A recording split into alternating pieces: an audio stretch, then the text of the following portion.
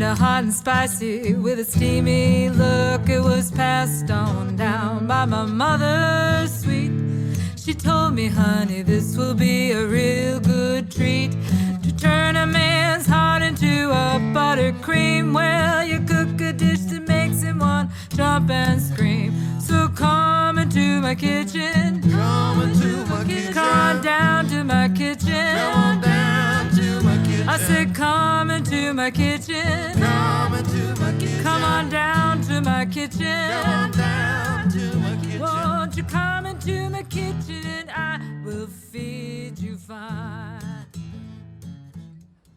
Hi, I'm Chris, And I'm Jeff. and this is Down East, Far East Kitchen. Welcome. So today we're going to be making two different dishes. We're going to try a wok-roasted 5-spice powder chicken and a tofu dish with broccolini and black beans. And we'll look at we'll talk some about tofu and some of the kind of ways that we can treat the tofu. And Chris has a really interesting take on how to use a wok to roast a chicken Yeah, and keep everything nice and juicy.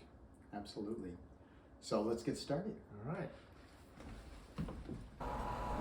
All right, so let's get started. We're going to do wok-roasted chicken.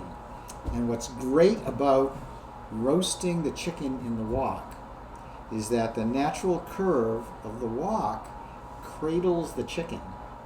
And any juices or marinade that's in the wok will be pushed up against the chicken. So it'll actually be self-basting. More importantly, you're going to cook the chicken starting breast down. And if you think about that, the curve of the wok is going to be cradling the curve of the chicken with all of the juices just really gathered right around it, along with the flavorings. And why don't we let's put the marinade together, and then we'll kind of see how that works. So this is going to be a really simple marinade. You can use whatever you would like, but we're going to do what's called 5-spice chicken. And here's our 5-spice powder, and you can get this pretty much at any Asian market, and a lot of regular grocery stores will have this. The key ingredient to 5-spice powder is star anise, and it gives it a licoricey flavor. I like to describe 5-spice powder as a Chinese curry.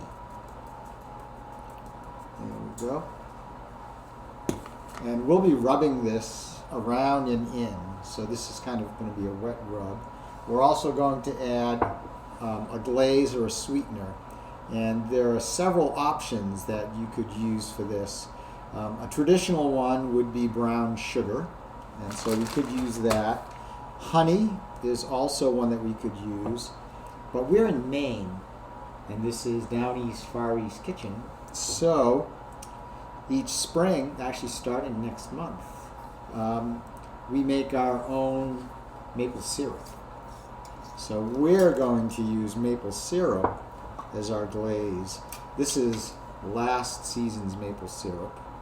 So we'll put in some of that. I'm going to put in like about a quarter of a cup there.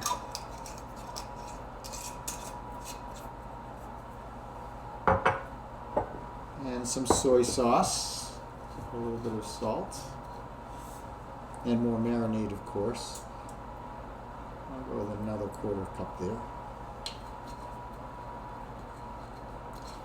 And then some fresh ginger.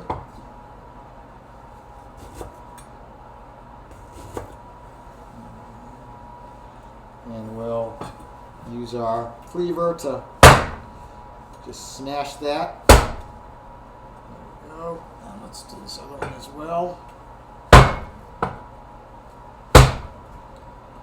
And then I love this curved cleaver. It makes it nice and easy to kind of rock the blade.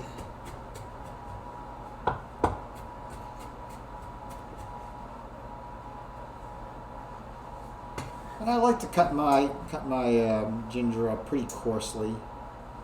If you like it finer, just cut it finer or smash it a little bit more. And we'll put in some fresh garlic. Just kind of pop the skin right off.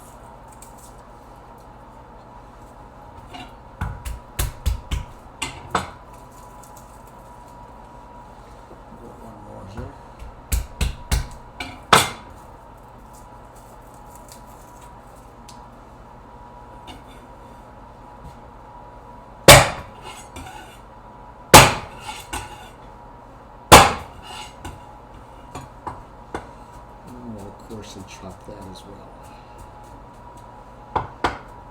Alright, so now the fun part. The rub. That's why they call it a rub. We're going to mix this up. Put the chicken parts in here. This is about a 5-pound chicken. And when you're roasting the chicken, a couple things to keep in mind. You want to have the chicken as close as possible to room temperature. You don't want to be unsafe, but if you start with a cold chicken, like right out of the refrigerator or worse, frozen, it can take between a third to another half as longer for it to cook. And what I'm going to do is not only am I rubbing the flavor on the chicken, I'm going to actually take the marinade and I'm going to tuck it under the skin. And on each side of the chicken breast, there's these pockets. And they go all the way down into the legs. So you can take your smashed ginger and garlic and the 5 spice powder, and you can get that, and the skin will hold all that right against the meat as it's cooking. Just like that. And then what we'll do is we'll just turn this right over. I'll tuck the wings under. And you can see quite clearly that the juice and the marinade is gathered up around the chicken. So I can cook this at a very high temperature. No one cares about the back of the chicken. And so we can cook this chicken pretty quickly. So I've preheated our oven to 375.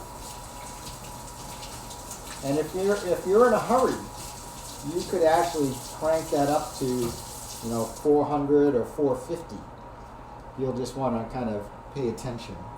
But at 375, figure on between 10 and 15 minutes per pound to cook this chicken. So this is a 5-pound chicken.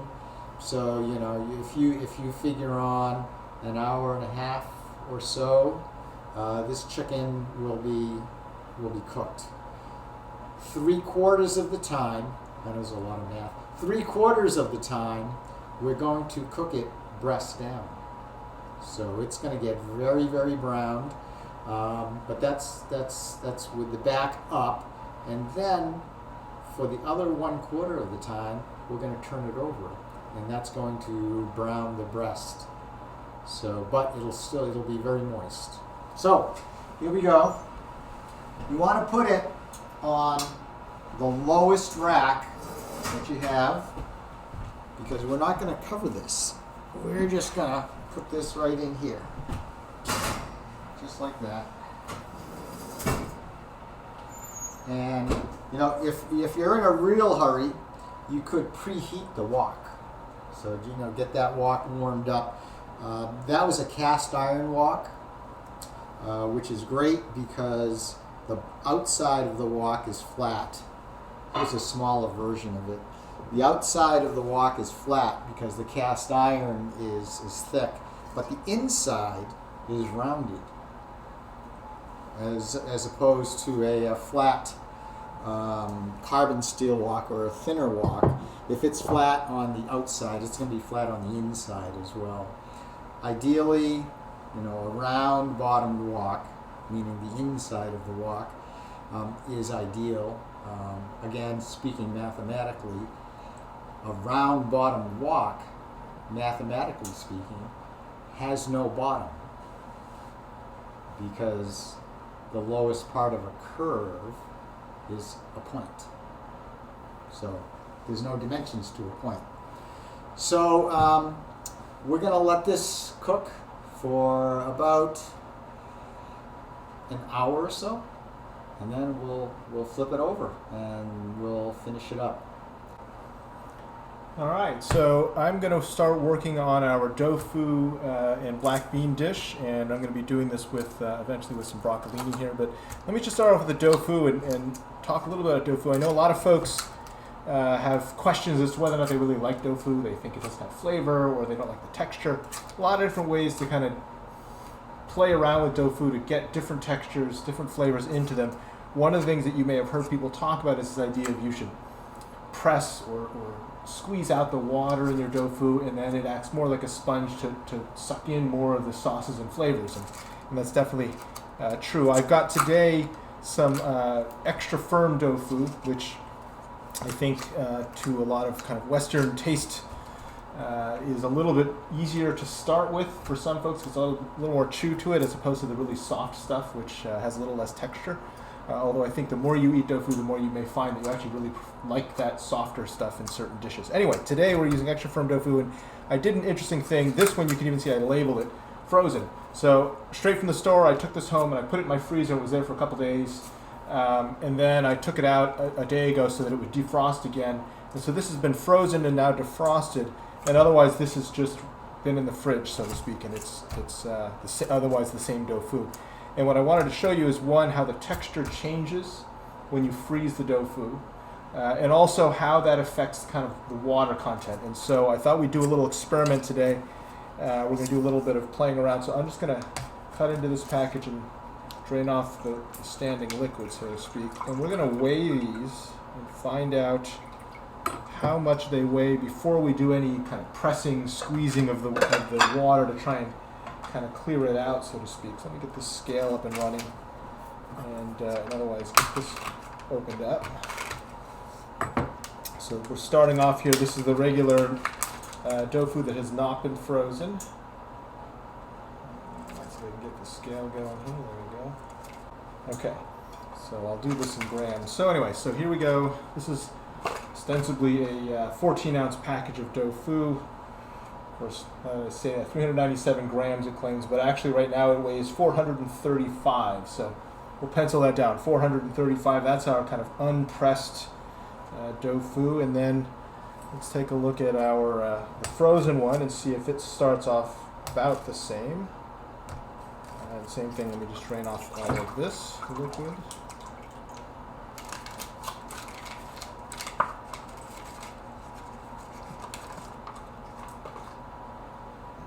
One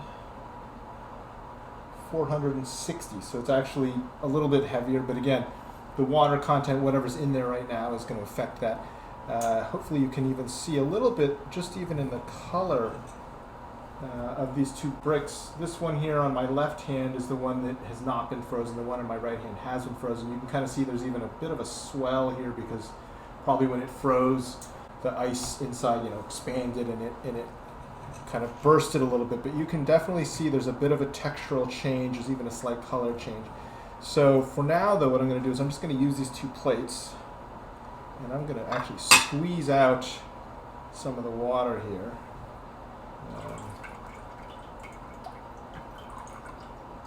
And that's gotten to the point now where the two plates are even touching, but it's still squeezing. You can see it's letting go of some liquid. Maybe if I even invert this, we might even get a little bit more out of it.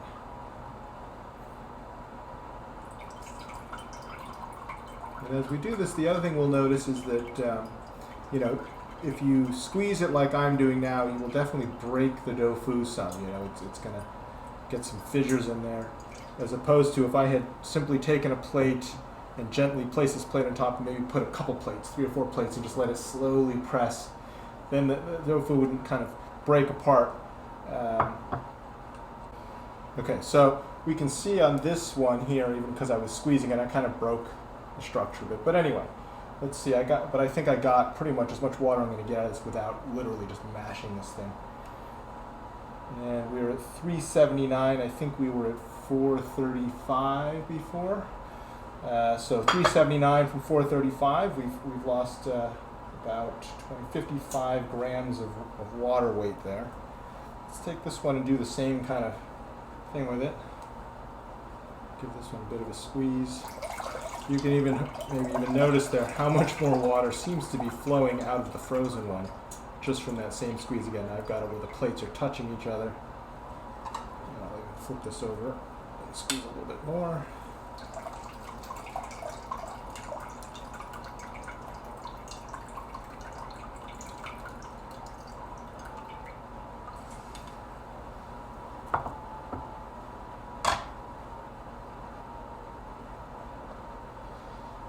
This one now, one thing you'll notice is it didn't really break as much, even though it's been frozen and squeezed just like the other one.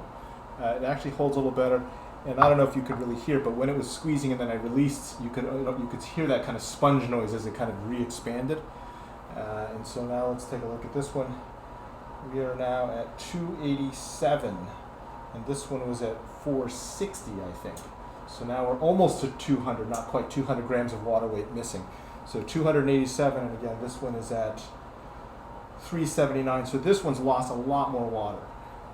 And it really wasn't that hard to do, but the texture of this now, of course, has changed a bit as compared to this one. And so this one, it's a little bit of a wetter texture. And this one, I think, as we cut into it, we'll find it's a little bit more kind of spongy-like, which I think is really what we're after here, because what we want this to do is be able to absorb more flavor. So anyway, for this dish, I'm going to just cube this thing up, and then I'm going to actually pan fry this. It's not the most efficient cutting style, but I'm going to follow through with it anyway. I should have done that cross cut first.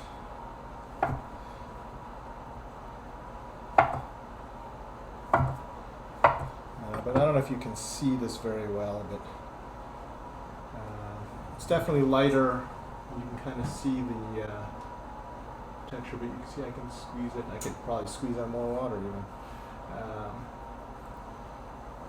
But it definitely has a slightly different texture than it normally would. And so from here, what I'm going to do is I'm not going to do anything to season this at all. I'm really right now focused on texture. I'm going to bring this over to the stove, put it on just a regular traditional flat cast iron pan with a little bit of oil on relatively low to medium heat, and just let it pan fry for a while. And give it a good 3-4 minutes on a side, and then start to turn them in, and turn them at least 2 or 3 times. You know, if you're really dedicated to the task, you could turn them 6 times so that you get each of the 6 sides of each of these cubes brown. I don't usually do it that much. I'll try and get at least 3 sides maybe brown.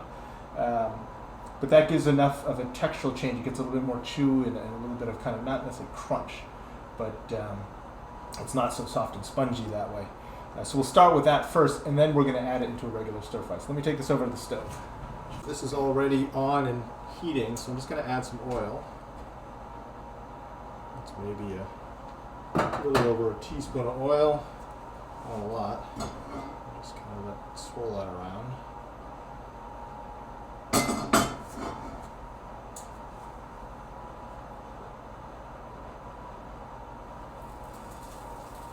And then just add them to the pan and let them pan fry for a while.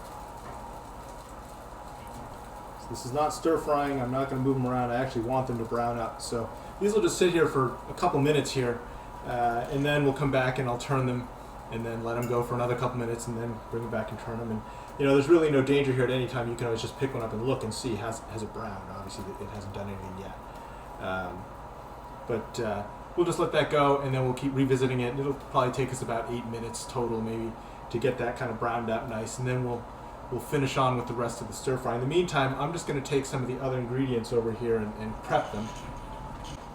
So I said before, I've got some broccolini here. I like the broccolini for this kind of a dish because I can find it at my regular grocery store, and because it's got a lot of stem. And I like the stem because it's kind of the crunchy contrast to it as compared to the tofu. Traditionally, I might even, if I have a quick trip down to the Asian market, which for me is about a 35-minute drive down and 35 minutes back, then I'll pick up some Chinese broccoli or gailan, which has even more stem to it as compared to florets. But you can also use regular broccoli. What I would do is just peel the stem, but don't buy just the broccoli crowns. Buy the ones with the stem. Peel it with a regular vegetable peeler, but the stem itself actually has a lot of good flavor to it and crunch, and don't toss it. But this stuff really just needs to be, cut into bite-sized pieces. I'm just going to kind of cut the stems here on a bias a bit. But otherwise, there's not much to that. And we'll just kind of set those aside. And then at the very end of this, we're going to add in some green onion. The other thing that really makes this dish are the salted black beans. These are salted fermented black beans. These are available in probably most Asian markets. I don't know if you'll find them in a lot of regular grocery stores. This is one of the common brands that you'll find out there, and they tend to kind of look like this. And these beans are salty, right out of the bag. You can even see the salts kind of literally on them. But they have a good flavor punch to them. And so we're going to use some of these in a sauce that we're going to make with that tofu. But anyway, so we'll use some of these black beans along with this, and otherwise, pretty simple dish. Couple ingredients in the marinade, plus those and the broccoli, and that's it. All right, so this has been a couple minutes, and as you can see, if I pick one of these up or a couple of them up, oops, let me get some chopsticks, don't burn my fingers. You can see this is browned on this side, and so I'm just going to get in here with a spatula just to kind of flip some of these over and get them onto another side so that I can brown more than just one side. And usually when I do this, I'll take enough time anyway to kind of look, and if I don't see the brown side, I'll keep flipping it until I do, knowing that way at least the brown side's not still down. But otherwise, I don't put a lot of rhyme and reason into this to try and make sure I'm browning certain sides, because there's 6 sides here. So as long as something's getting browned, I'm happy. These I can see have been soaked up. All the oil that was there is kind of gone. So I'm going to just add a teeny bit more oil.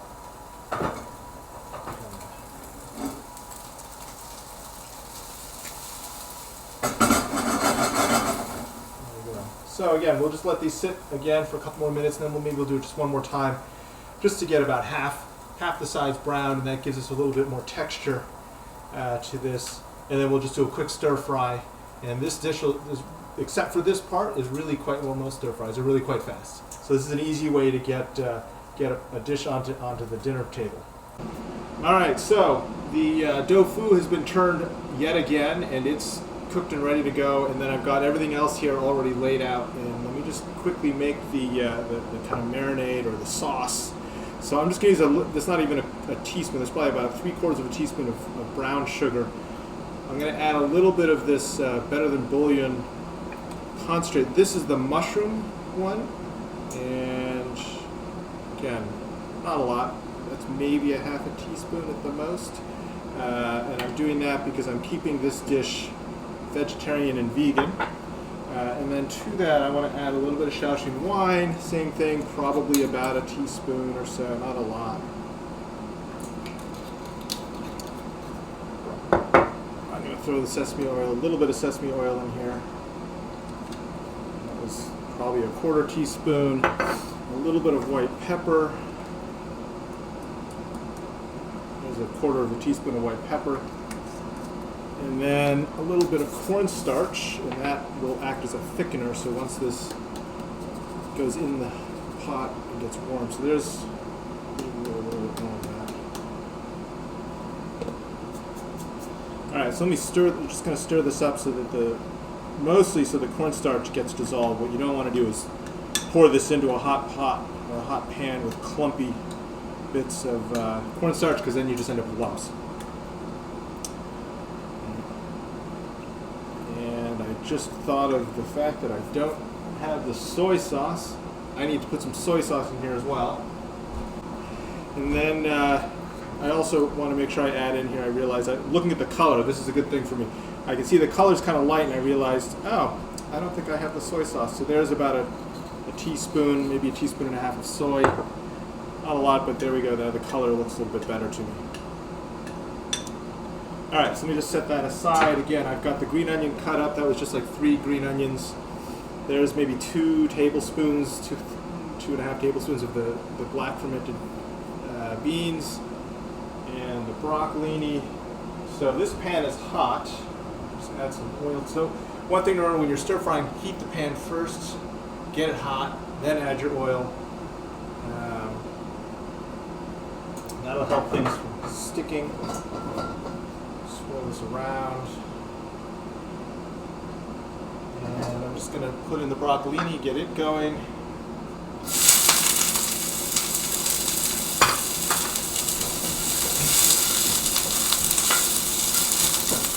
And remember, at least this is up to you, but I don't really want my broccolini soft and mushy, so I'm not going to cook this that long, enough to kind of heat it through basically, but otherwise it's going to be pretty crunchy when it's done, but that's kind of what I'm looking for. This won't take very long.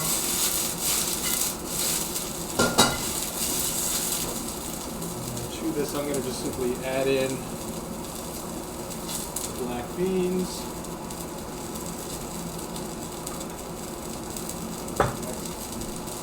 These tofu that we already pan fried, add them in there.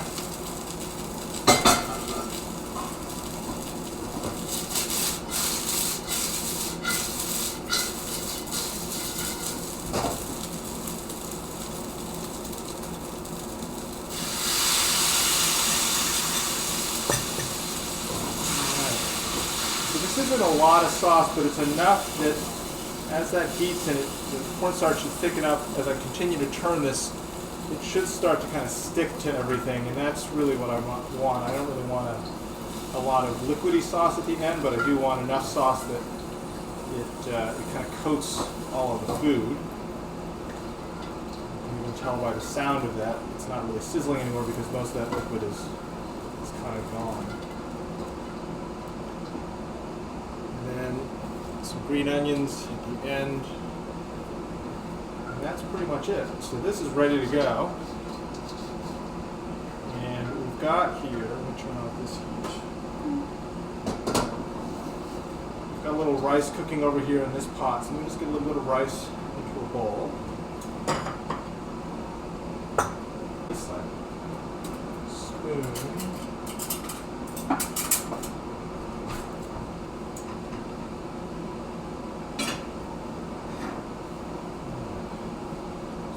Rice.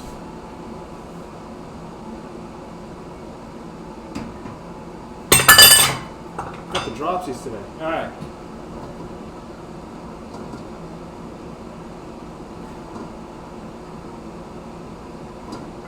There we go.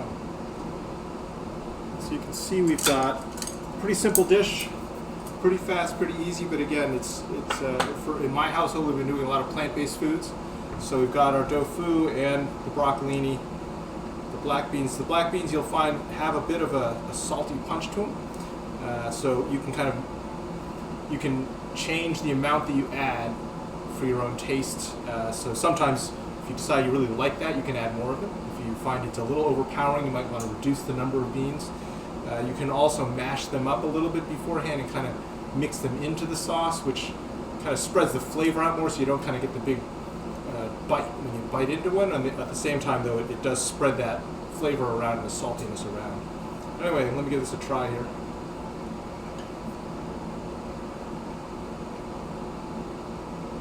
That's what I was looking for.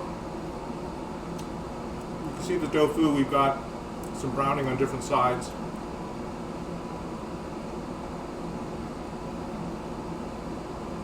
It's good. I think the most important thing here, if you're experimenting with tofu, is to try something like the frozen tofu. You'll get a very different texture than what you may have had before. And you may find you like it, or if you do want it softer, don't freeze it, right? Or don't pan fry it first. You can just go straight from from the raw tofu straight into the stir fry it that way, you'll get a different texture. So all those different ways of cooking the tofu, you'll get different end products. All right, bon appetit. So the chicken has been cooking for about an hour, and let's take a look at it. So here it is. See, you'll see that it's nicely browned, and I don't know if you can tell on it, but it's really plumped up. And you'll notice that, see, there's some juice there that's come out, but all of that juice, what juice there is gathered around the chicken. So if this were a flat pan, all that juice would have run away. And my chicken breast, whether it was down or up, would be drying out. And remember, we're cooking this at a pretty high temperature. So what I'm going to do is I'm going to flip it over now. So we'll just take that, and just flip that right over. And you'll notice that that breast is not browned. But what we're going to do now is we are going to put this back in, and in about 20 minutes we'll look in. That'll be the last of our quarter of the time or so of cooking, and we'll take a look at that, and you'll see that'll be browned up, and then we'll cut into it to see if it is indeed moist. All right, it is time to pull out our chicken, our wok-roasted chicken. You can see that is very nicely browned.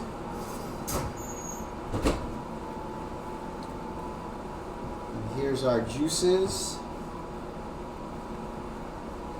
So I'm going to show you how I deal with my poultry. And imagine, if you will, that it's Thanksgiving and this is a turkey. So this is also how I do the turkey. So for doneness, what I tend to do is I'll just take a look here, and this is nice and loose, and it's ready. So that's good. But what I'm going to do is I'm going to take that nice loose leg, and I've got some heat-proof gloves, and I am just going to pull this leg off. That is just nicely cooked. So let's put that right there, and we'll pull off the other leg as well. And we'll put that right there. Pull the skin off. My wife doesn't like me to eat the skin because it has too much flavor and taste, otherwise known as fat. So what we have is we have this nicely marinated breast meat. And what I do is I take my fingers and my thumb and I just gently separate that breast meat from the breastbone. Just like that. And it comes off as one very nice, large, boneless breast. Then I'll just take my cleaver, and we know that the way to get a tender cut of meat is to cut it across the grain, which is what I'm going to do here. And this breast meat is so tender that there's juices just kind of running right out of it. And we'll put that right there. And we can do the same thing with the other side. Again, just find that breastbone and separate that boneless breast. very tender, just coming apart. And we'll again slice across the grain.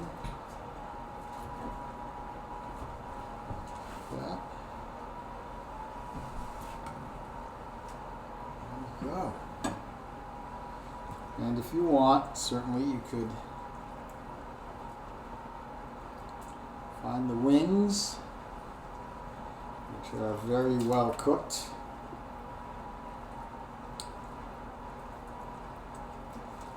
And you know, I thought of this idea because, you know, after you carve the bird, what always happens is you pick it afterwards.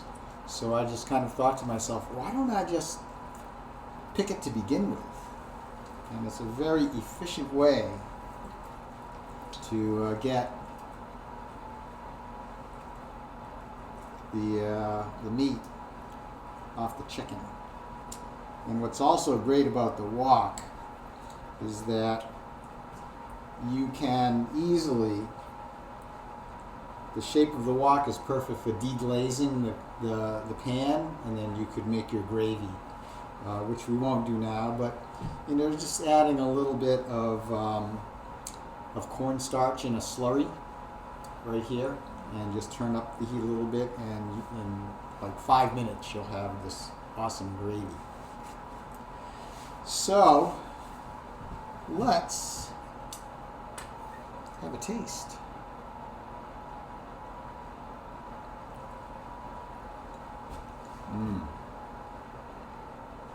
Now don't tell my wife.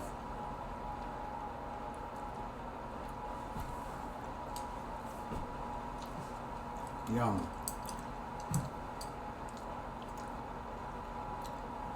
Five-spice chicken, Chinese chicken, roasted in a wok and carved without having to use your skinny knife.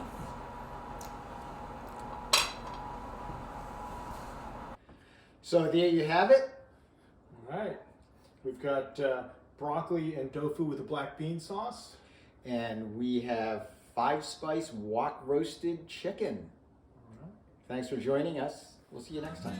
Won't you come into my kitchen? Come into my kitchen. Come on down to my kitchen. Come on down to my kitchen. Won't you come into my kitchen and I will